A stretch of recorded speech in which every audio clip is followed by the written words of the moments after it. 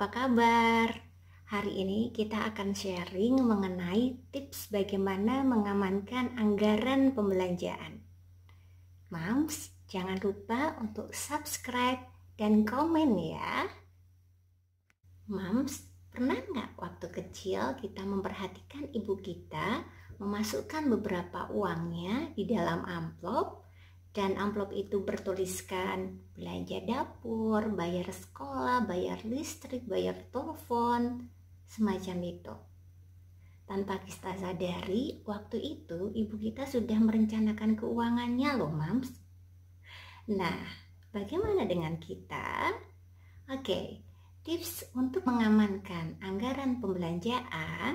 Kalau dulu pakainya amplop, sekarang dengan banyaknya tawaran produk perbankan, sebaiknya kita buka account aja, Mam. Kita buka at least 3 rekening untuk menaruh dana-dana dalam pos pembelanjaan kita. Nah, kalau saya itu menamakan rekening ini dengan 1 rekening hilir mudik, 2 rekening semi pasif, dan yang ketiga rekening pasif. Apa sih yang akan kita masukkan ke rekening hilir mudik?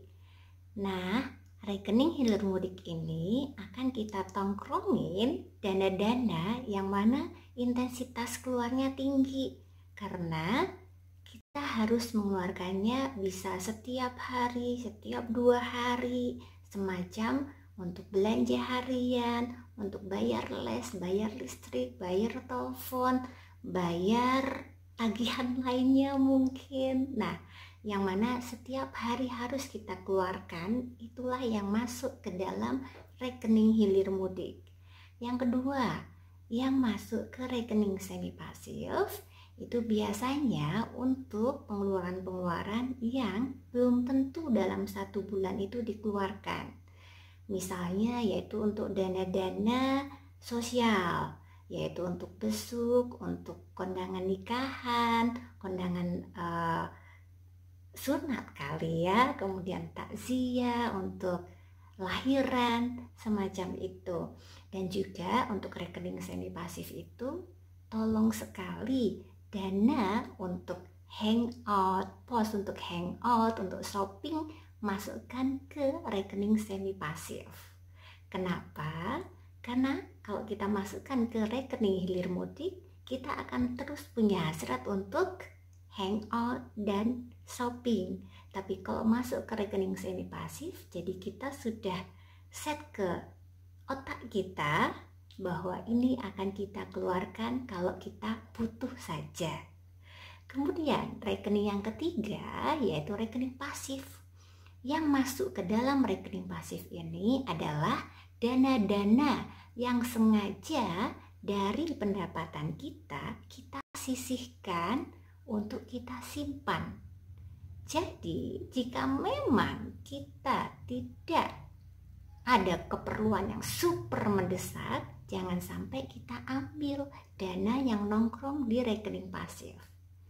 Tapi begini, Mam, kalau mungkin ada keadaan yang memaksa kita harus mengeluarkan, misal nih ya, di rekening hilir mudik, di pos belanja untuk makan, kita sudah menganggarkan sekian, tapi ternyata kita ada tamu dan kita harus menjamunya, sehingga dana kita memang gak cukup, kita bisa meminjam dana yang ada di rekening pasif. Ingat ya, Mam, meminjam. Jadi kalau meminjam berarti next month kita harus mengembalikan kembali nominal yang kita pinjam itu ke rekening pasif. Sehingga dana kita yang memang sudah kita sisihkan untuk saving aman. Kemudian jika kita masih punya sisa saldo di rekening semi pasif, karena mungkin di bulan itu kondangannya nggak banyak, nggak ada yang lahiran, ya jangan diotak-atik, biar dananya ada terus. Dan di bulan selanjutnya anggarannya tetap dimasukkan lagi. Jangan sampai mentang-mentang masih ada sisa dana di semi pasif, di rekening semi pasif, kita nggak isi lagi. Kita harus disiplin untuk terus memasukkan lagi. Sehingga memang di rekening hilir mudik inilah nanti kita akan pantau terus kira-kira apakah kita akan terus cocok pas pembelanjaan kita sesuai dengan anggaran, ataukah ternyata kita sering kita sering pinjam ke dana pasif. Jika memang kita sering pinjam ke dana pasif, kita harus mereview ulang, kita harus melihat catatan belanja kita ulang. Ada apa gerangan? Oke, Mam, itulah manfaatnya jika kita memisahkan beberapa pos anggaran kita ke rekening yang berbeda. Kita akan bisa memantaunya. Mudah bukan? Baik, Mam, begitu tips pagi hari ini. Jadi saya harap Mam tetap ceria, Mam tetap bahagia.